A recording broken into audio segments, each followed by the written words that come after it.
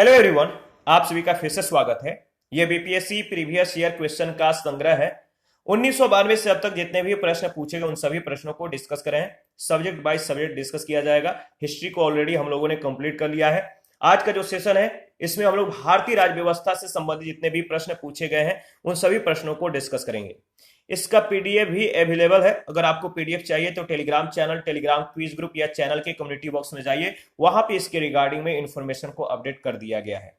ये बीपीएससी के साथ साथ किसी भी एग्जाम के पॉइंट ऑफ व्यू से बहुत ही महत्वपूर्ण सेशन है। इसको 1 से 2 बार आप जरूर रिवाइज कीजिएगा। तो चलिए स्टार्ट करते हैं। पहला प्रश्न देखते हैं। पूछा गया है, संविधान को 26 जनवरी के दिन लागू करने का निर्णय क्यों किया गया? संविधान को 26 जनवरी के दिन लागू करने का निर्णय क्यों किया गया?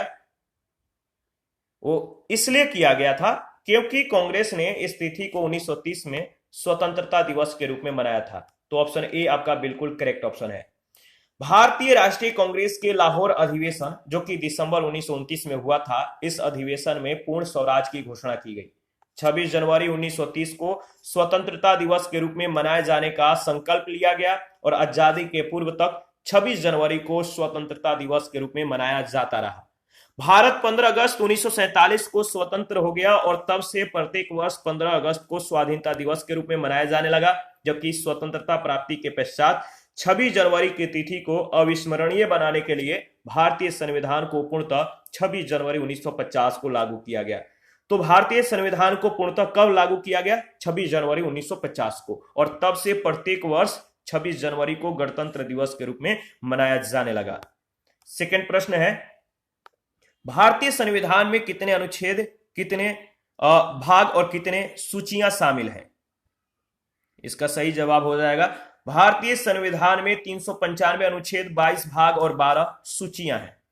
भारतीय संविधान में लगभग 450 से भी अधिक अनुच्छेद हैं, लेकिन सभी मूल अनुच्छेदों के साथ उपखंड के अनुसार यानी जैसे कि क, ख, ग आदि के रूप में जुड़े हुए हैं।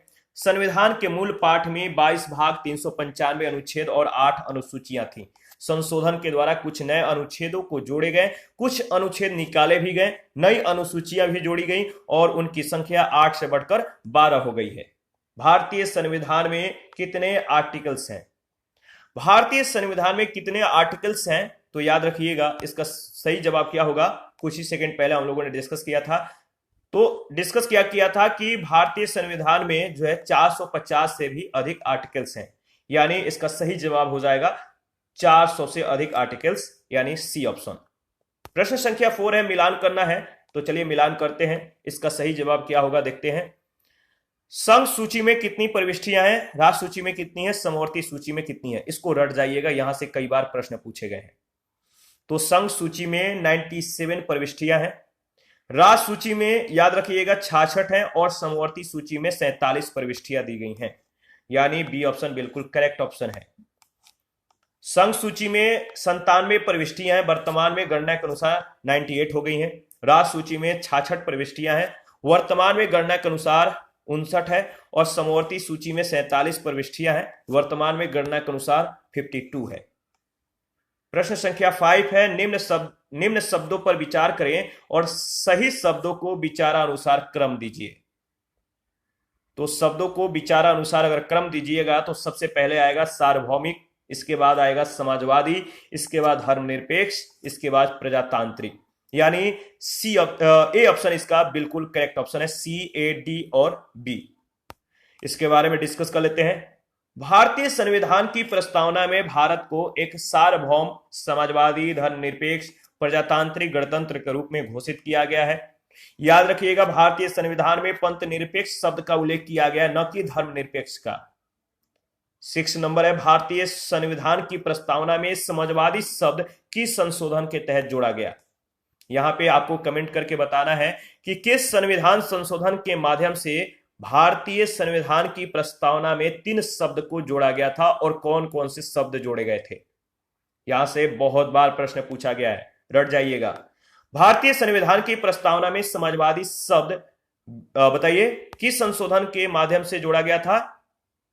याद रखिएगा, इसका सही जवाब हो जाएगा 1976 में जोड़ा गया था। और कौन सा संशोधन था? इसका सही जवाब है 42वें संविधान संशोधन 1976 के तहत हमारे संविधान के प्रस्तावना में 3 शब्द जोड़ा गया था, समाजवादी, पंथनिरपेक्ष और अखंडता शब्द। रट जाइए। 7 नंबर है, एक नया राज्य बनाने में संवैधानिक संशोधन के लिए कैसा बहुमत चाहिए? एक नया राज्य बनाने में संवैधानिक संशोधन के लिए कैसा बहुमत चाहिए? तो साधारण बहुमत चाहिए। ऑप्शन ए बिल्कुल करेक्ट ऑप्शन है। नए राज्यों के निर्माण के लिए संशोधन के लिए अनुच्छेद 368 के तहत विशेष प्रक्रिया अपनाई नहीं जाती है। यानी संविधान संशोधन की जो प्रक्रिया है वो विशेष प्रक्रिया मतलब कि इसमें नहीं अपनाया जाता है। संसद साधारण बहुमत से नए राज्यों का निर्माण कर सकती है। तो संविधान के अनुच्छेद 4(2) के अनुसार इस प्रकार के विधि अनुच्छेद 368 के प्रयोजनों के लिए संविधान का संशोधन जो है नहीं समझी जाती है। 8 नंबर है, उन मौलिक अधिकारों का चयन करें जो भारतीय नागरिकों को प्राप्त है परंतु गैर नागरिकों को नहीं। यह भी बहुत महत्वपूर्ण प्रश्न है, कई बार पूछा गया है। तो उन मौलिक अधिकारों को बताइए जो सिर्फ भारतीय नागरिकों को प्राप्त हैं, गैर नागरिकों को नहीं।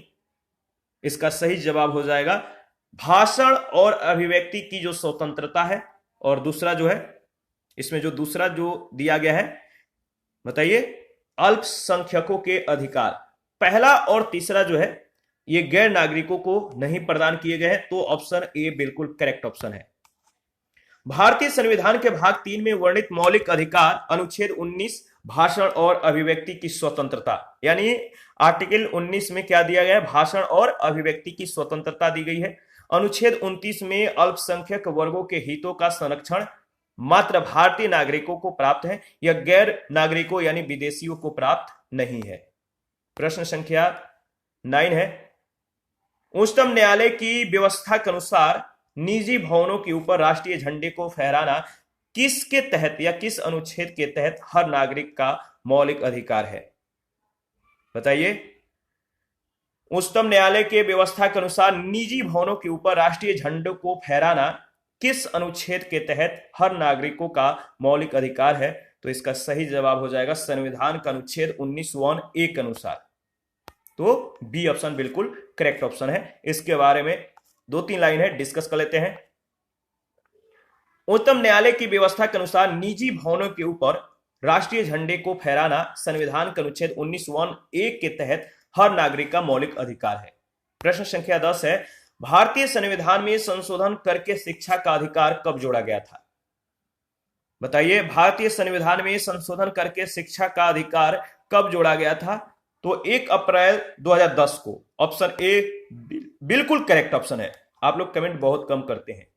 86वें संविधान संशोधन अधिनियम 2002 के द्वारा, यानी 86वें जो संविधान संशोधन हुआ था 86वें 2002 में हुआ था, और इस संशोधन के द्वारा संविधान के भाग 3 में एक नया अनुच्छेद 21 का जोड़ा गया था, जिसके अनुसार 6 से 14 वर्ष के आयु के सभी बालकों को निःशुल्क और अनिवार्य शिक्षा की व्यवस्था किया जाएगा। और इस अनुक्रम में शिक्षा का अधिकार अधिनियम 2009 संसद के द्वारा पारित किया गया, जो 1 अप्रैल 2010 से लागू हुआ।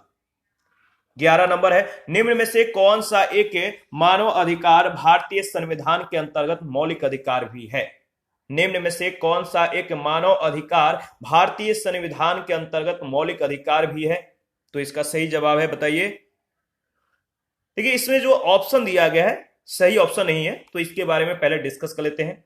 भारतीय संविधान के अनुच्छेद 19(1) क के अनुसार अगर बात करें 19(1) क, तो सभी नागरिकों को वाक्य स्वतंत्रता, बोलने की, अभिव्यक्ति की स्वतंत्रता का अधिकार दिया गया है। सूचना का अधिकार अभिव्यक्ति का अधिकार में ही निहित है, यह मूल अधिकार है। इसके साथ ही सूचना का अधिकार मानवाधिकार भी है। शिक्षा का अधिकार भी 86वें संविधान संशोधन अधिनियम के द्वारा मूल अधिकार है। इस प्रकार ए और सी दोनों ऑप्शन सही हैं।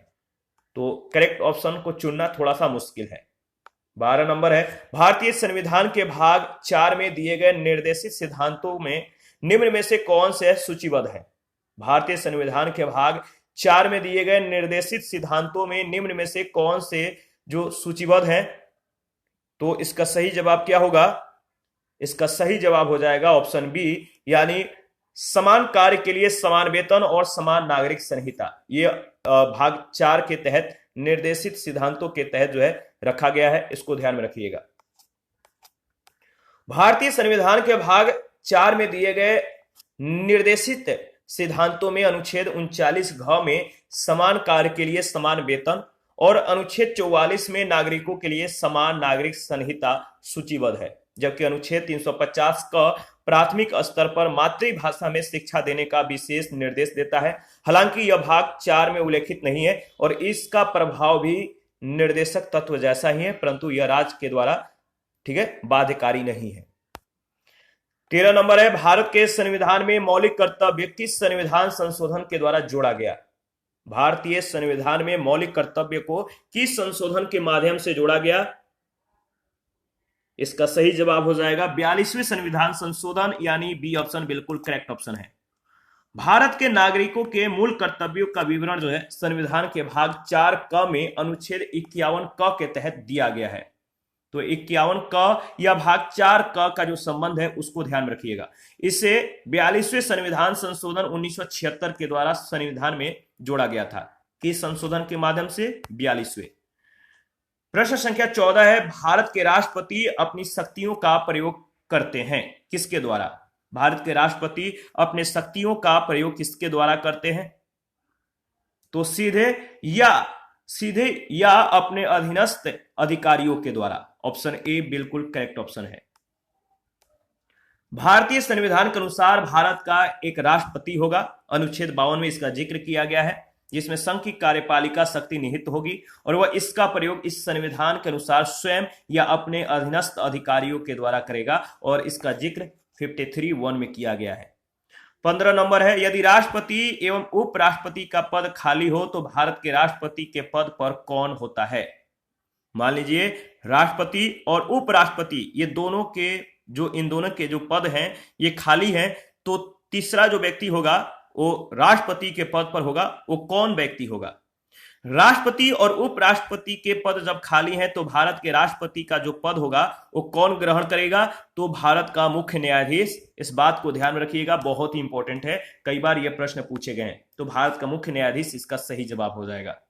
अनुच्छेद 65 के अनुसार यदि मृत्यु, त्यागपत्र या हटाए जाने की स्थिति में राष्ट्रपति का पद रिक्त हो तब पद का कार्यभार उपराष्ट्रपति संभालेगा और यदि किन्हीं कारणों से उपराष्ट्रपति भी उपलब्ध नहीं है तो उच्चतम न्यायालय का मुख्य न्यायाधीश या उसके न रहने पर उसी न्यायालय का वरिष्ठतम न्यायाधीश जो उस समय उपलब्ध है राष्ट्रपति के कृत्यों को संपादित करेगा। ठीक है, आगे बढ़ते हैं। प्रश्न संख्या नेक्स्ट है, अगर बात करें तो 16 नंबर में पूछा गया है कि श्रीमती प्रतिभा पाटिल का भारतीय गणतंत्र के राष्ट्रपति के रूप में क्रम क्या है? श्रीमती प्रतिभा पाटिल का भारतीय गणतंत्र के राष्ट्रपति के रूप में जो क्रम है वो क्या है? क्रम बताना है। जो लेटेस्ट क्रम है उसको ध्यान में रखिएगा, ठीक है, या जो हाईलाइटेड जो व्यक्ति हैं इनको भी याद रखिएगा, इनके क्रम को भी याद रखिएगा। ठीक है, तो इसका सही जवाब हो जाएगा ऑप्शन सी।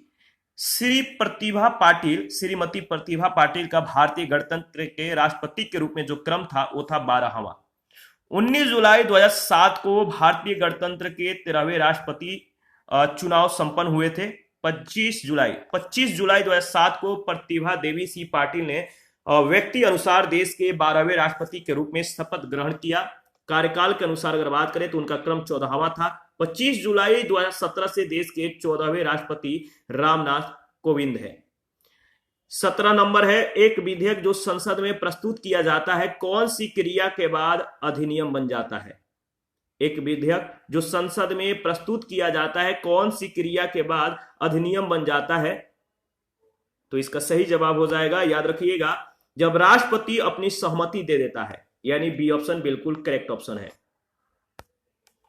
देखिए, संविधान के अनुच्छेद 111 में विधेयकों पर राष्ट्रपति की अनुमति से संबंधित उपबंध है और इस विधेयक जो ये विधेयक है, एक विधेयक जो संसद में प्रस्तुत किया जाता है या कोई विधेयक जो संसद में प्रस्तुत किया जाता है वह अधिनियम तभी बन पाता है जब सदन के दोनों सदनों के द्वारा पारित होने के बाद राष्ट्रपति उस पर हस्ताक्षर करके अपनी सहमति दे देता है। तो 18 नंबर है, श्री मोहम्मद हामिद अंसारी का भारत के उपराष्ट्रपति के रूप में जो क्रमांक है वो कौन सा है?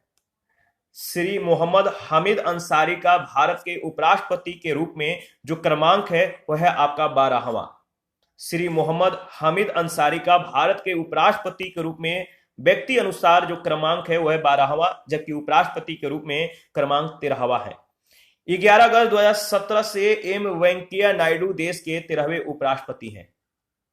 जो प्रेजेंट में है इसको भी ध्यान में रखिएगा। प्रेजेंट में जो राष्ट्रपति हैं कमेंट करके बताइएगा। प्रश्न संख्या 19 है, राष्ट्रीय सुरक्षा समिति का प्रधान कौन होता है? राष्ट्रीय सुरक्षा समिति का प्रधान कौन होता है? याद रखिएगा, प्रधानमंत्री राष्ट्रीय सुरक्षा समिति का प्रधान या अध्यक्ष प्रधानमंत्री होता है। प्रश्न संख्या 20 है, भारत सरकार का कौन सा अधिकारी सदस्य न होते हुए भी भारतीय संसद की कार्यवाही में भाग लेने का अधिकार रखता है? बहुत ही महत्वपूर्ण प्रश्न है, कई बार पूछे गए हैं। तो इसका सही जवाब हो जाएगा अटॉर्नी जनरल। जो अटॉर्नी जनरल होता है ये मतलब कि किसी भी सदन का सदस्य न होते हुए भी संसद की कार्यवाही में भाग लेने का अधिकार रखता है। राष्ट्रपति के द्वारा नियुक्त किए जाने वाले महान्यायवादी में वही योग्यताएं होनी चाहिए जो सर्वोच्च न्यायालय के न्यायाधीश के लिए आवश्यक होता है। भारत का महान्यायवादी संसद का सदस्य नहीं होता है, लेकिन वह किसी भी सदन में, सदनों के किसी संयुक्त बैठक में और संसद के किसी समिति में बोल सकता है, भाग ले सकता है, किंतु अपना मत नहीं दे सकता। अनुच्छेद 88 के अनुसार अगर बात करें तो महान्यायवादी राष्ट्रपति के प्रसाद पर्यंत अपना पद धारण करता है। अनुच्छेद 76(4) के अनुसार अगर बात करें तो ये बात जो है कही गई है। अतः राष्ट्रपति को उसे पदच्युत करने का अधिकार है। 21 है, एक गैर सदस्य के रूप में संसद के किसी एक सदन की कार्यवाही में भाग ले सकता है। बताइए इसका सही जवाब क्या होगा? एक गैर सदस्य के रूप में संसद के किसी एक सदन की कार्यवाही में भाग ले सकता है। कुछ ही सेकंड पहले इसके बारे में हम लोगों ने डिस्कस किया था। इसका सही जवाब हो जाएगा महान्यायवादी। सी ऑप्शन बिल्कुल करेक्ट ऑप्शन है। 22 नंबर है, एक एमपी की सीट को, मेंबर ऑफ पार्लियामेंट की सीट को रिक्त घोषित किया जा सकता है यदि वह सदन से लगातार कितने अवधि के लिए अनुपस्थित रहता है? कितने अवधि के लिए अगर वह मतलब कि सदन से लगातार अनुपस्थित रहता है तो उसके सीट को, यानी जो उसका सीट है, खाली घोषित कर दिया जाएगा। इसका सही जो जवाब हो जाएगा, जो सही समय होगा कितने अवधि के लिए जो है, तो याद रखिएगा 2 माह, लगातार 2 माह तक। ठीक है, बी ऑप्शन बिल्कुल करेक्ट है। भारतीय संविधान के अनुच्छेद 101 के 4 के तहत संसद और अनुच्छेद 190(4) के तहत राज्य विधानमंडल के किसी सदन की सदस्यता तब समाप्त समझी जाती है जब वह लगातार जो है 60 दिन के अवधि तक जो है सदन की अनुज्ञा के बिना उसके सभी अधिवेशनों से अनुपस्थित रहता है। इस अवधि में सदन के सत्रावसान या निरंतर 4 से अधिक दिनों के लिए जो स्थगित समय है वो नहीं जोड़ा जाएगा। 23 नंबर है, राज्यसभा में कितने सदस्य होते हैं, कितने राष्ट्रपति के द्वारा मनोनीत किए जाते हैं? तो आपको बताना है राज्यसभा में कितने सदस्य होते हैं, कितने राष्ट्रपति के द्वारा जो है मनोनीत किए जाते हैं। तो इसका सही जवाब हो जाएगा, सही जवाब क्या होगा? देखिए, संविधान के अनुच्छेद 80(1) क और ख में कहा गया है कि राज्यों के और संघ राज्य क्षेत्रों के 238 से अनधिक, यानी 238 से कम नहीं होना चाहिए और इससे मतलब कि अधिक भी नहीं। 200 कहने का मतलब 238 से अधिक नहीं, अनधिक मतलब 238 से कम हो सकता है लेकिन अधिक नहीं।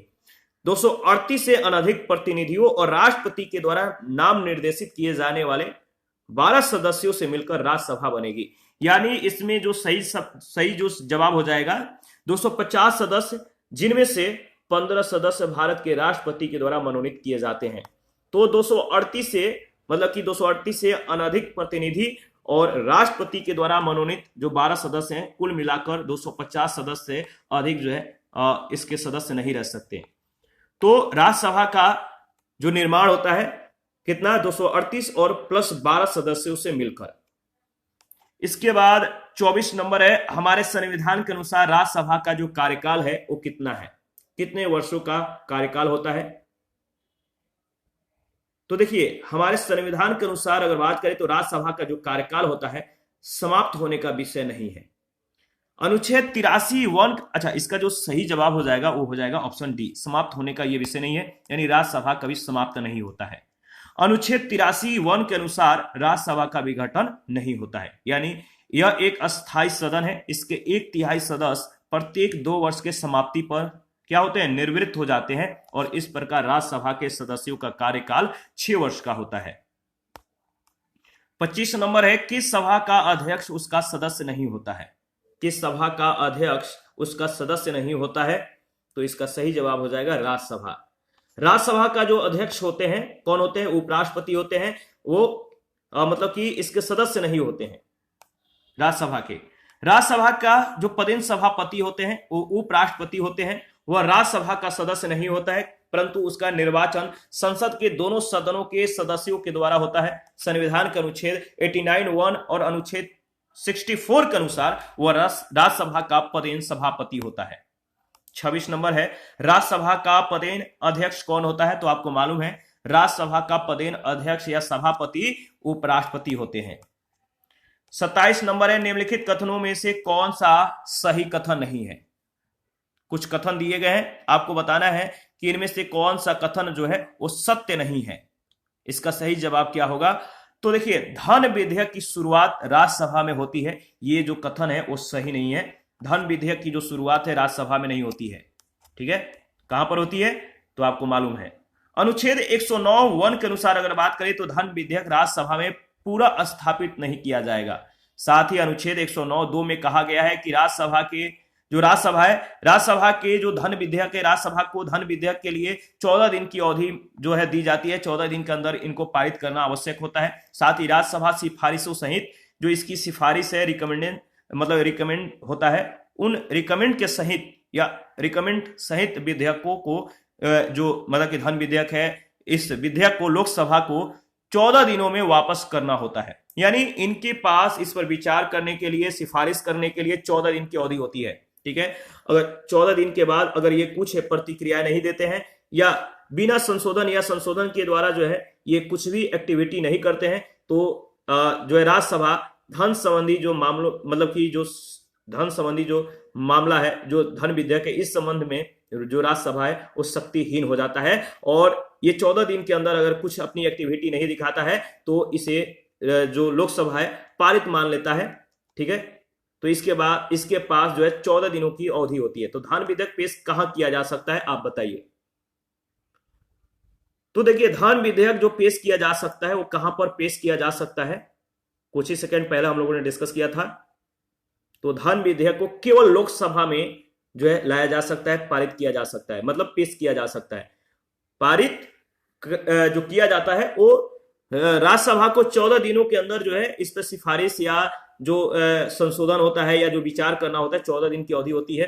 14 दिन के अंदर अगर ये अपनी कोई एक्टिविटी नहीं दिखाते हैं बिना सिफारिश या सिफारिश के, अगर चाहे तो राज्यसभा मानता है तो ठीक है, नहीं मानता है तभी भी पारित कर देता है। तो याद रखिएगा, धन विधेयक लोकसभा में पेश किया जा सकता है। लेखानुदान बना है, 29 नंबर है लेखानुदान, बताइए बना है किसके लिए?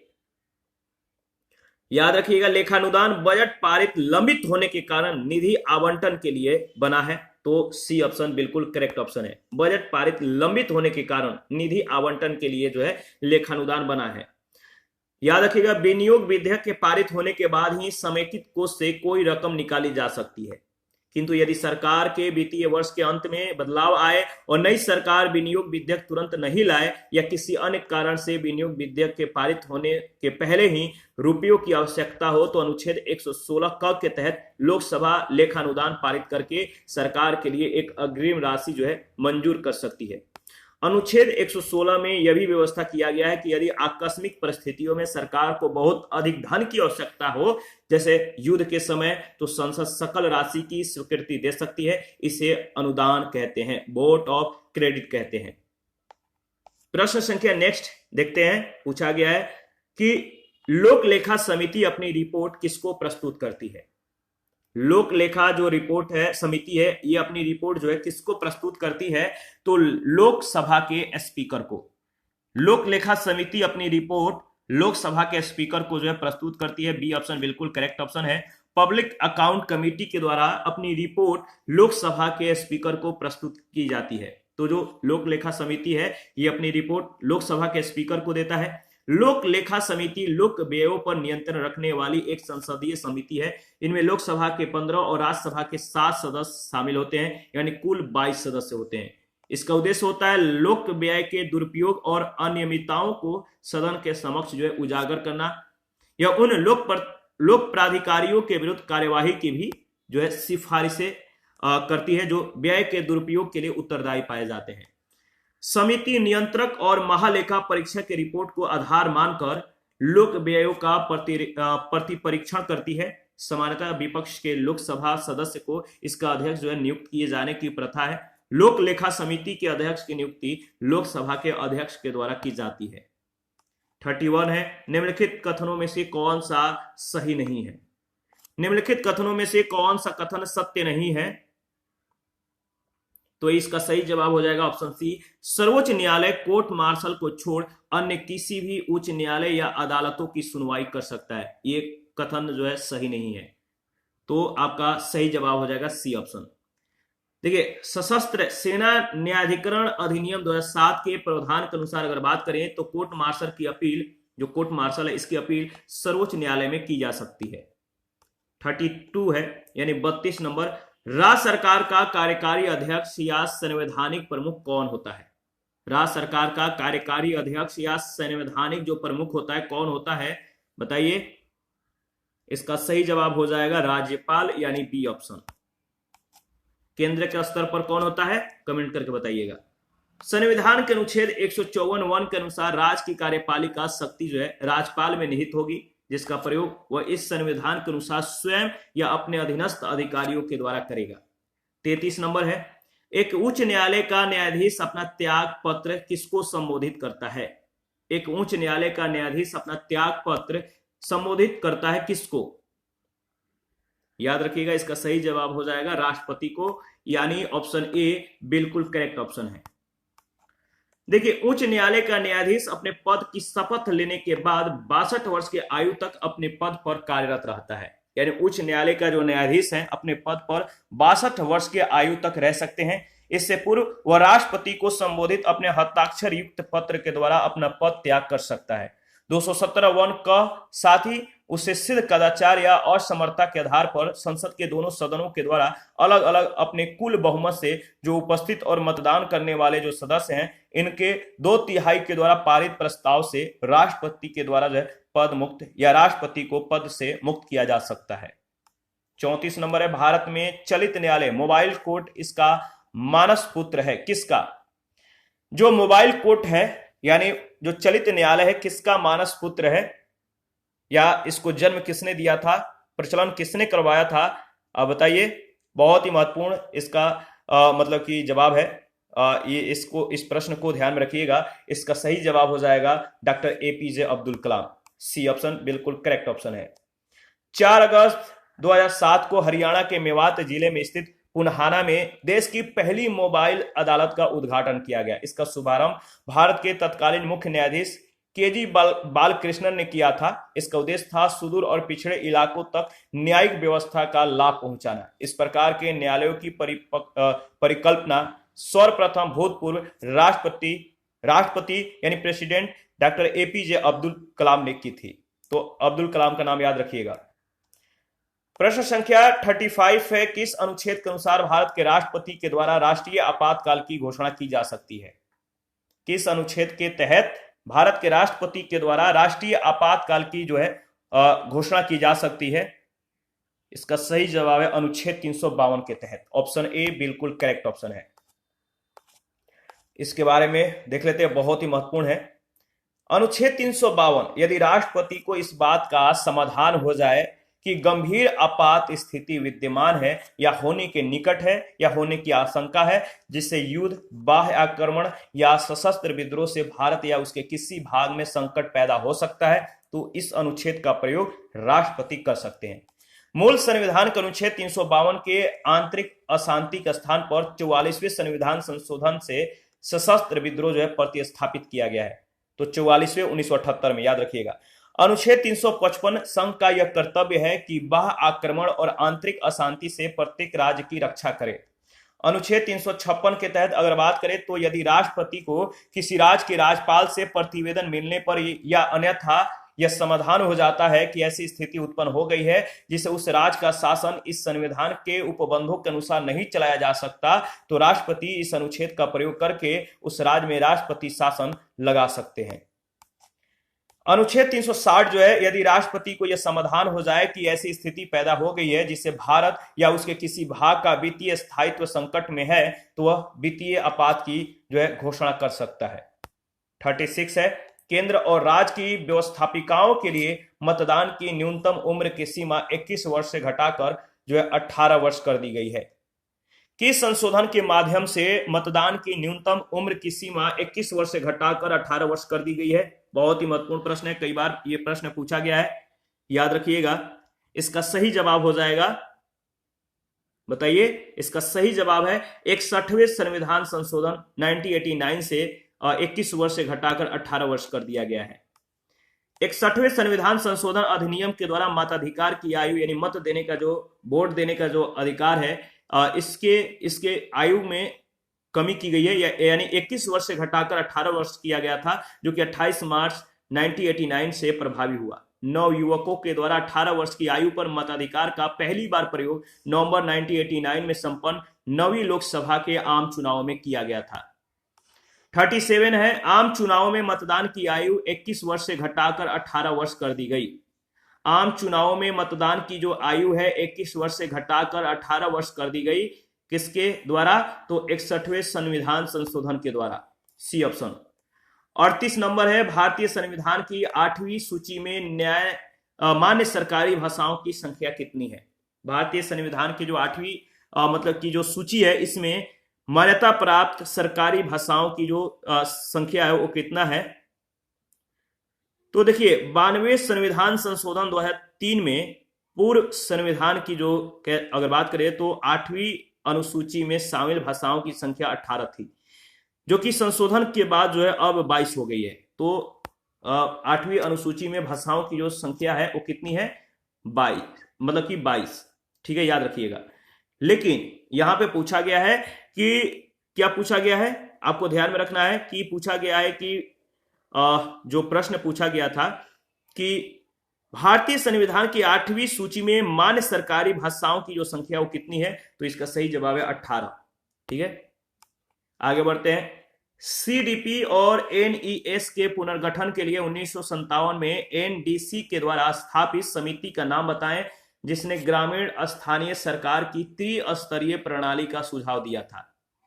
सीडीपी और एनईएस के पुनर्गठन के लिए 1957 में एनडीसी के द्वारा स्थापित समिति का नाम बताइए, जिसने ग्रामीण स्थानीय सरकार की त्रिस्तरीय प्रणाली का सुझाव दिया था। इसका सही जवाब क्या होगा? इसका सही जवाब हो जाएगा बलवंत राय मेहता समिति, ऑप्शन ए। 1952 में प्रारंभ सामुदायिक विकास कार्यक्रम और 1953 में प्रारंभ राष्ट्रीय विस्तार योजना के पुनर्गठन के लिए राष्ट्रीय विकास परिषद के द्वारा बलवंत राय मेहता समिति का गठन 1957 में किया गया था। इस समिति ने ग्रामीण क्षेत्रों में त्रिस्तरीय पंचायती प्रणाली की अनुशंसा की थी। प्रश्न संख्या 40 है, निम्नलिखित विशेषताओं में से केंद्रीय शासन व्यवस्था के लिए कौन सा सही नहीं है?